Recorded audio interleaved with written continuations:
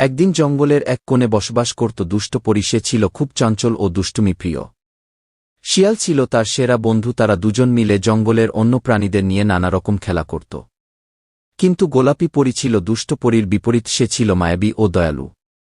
বনের রাজা বাঘ সব প্রাণীদের রক্ষা করত, কিন্তু দুষ্ট পরীকে সে মোটেই পছন্দ করত না।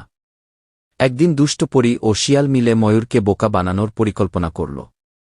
ময়ূর যখন নদীর ধারে তার রঙিন পালক ঝাড়ছিল, তখন দুষ্ট পরী গিয়ে বলল, তোমার পালক তো বড্ড পুরনো দেখাচ্ছে। ও ময়ূর বিস্মিত হয়ে বলল, সত্যি? তাহলে আমি কি করব? শিয়াল বলল, একটা গোপন ঝরনা আছে, যেখানে গিয়ে তুমি পালক আরও রঙিন করতে পারবে। ময়ূর বিশ্বাস করে তাদের কথামতো এক অচেনা পথ ধরে হাঁটতে লাগল। কাঠবিড়ালি দূর থেকে সবকিছু দেখছিল। সে বুঝতে পারল কিছু একটা গড়বড় আছে।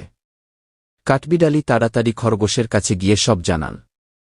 খরগোশ দেরি না করে কচ্ছপের সাহায্য নিল, কারণ কচ্ছপ ছিল সবচেয়ে অভিজ্ঞ।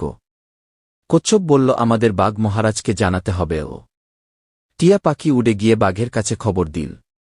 বাঘ রেগে গিয়ে বলল, এই দুষ্ট পরীকে আমি জঙ্গলে এমন কিছু করতে দেব না।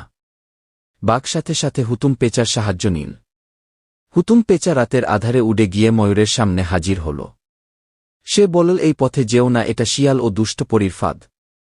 ময়ূর অবাক হয়ে বলল, ওহ, আমি কি ভুলটাই না করতে যাচ্ছিলাম। ও এদিকে নেকড়ে সব শুনে বলল, চলো এবার ওদের উচিত শিক্ষা দেই। ও বাঘ ও নেকড়ে মিলে দুষ্ট পরী ও শিয়ালকে সামনে ডেকে আনল। বাঘ বলল, তোমরা কেন এমন করছিলে? ও দুষ্ট পরী ও শিয়াল লজ্জিত হয়ে নিচের দিকে তাকাল। গোলাপী পরী এসে বলল, তোমাদের ভুল স্বীকার করতে হবে এবং আর কখনো এমন করো না। দুষ্ট পরী বলল, আমরা ভুল করেছি, আমাদের ক্ষমা করে দাও। বাঘ বলল, ক্ষমা করতে পারি, কিন্তু প্রতিজ্ঞা করতে হবে আর কখনো কারো ক্ষতি করবে না। শিয়াল মাথা নত করে বলল, আমরা আর কখনো এমন করব না।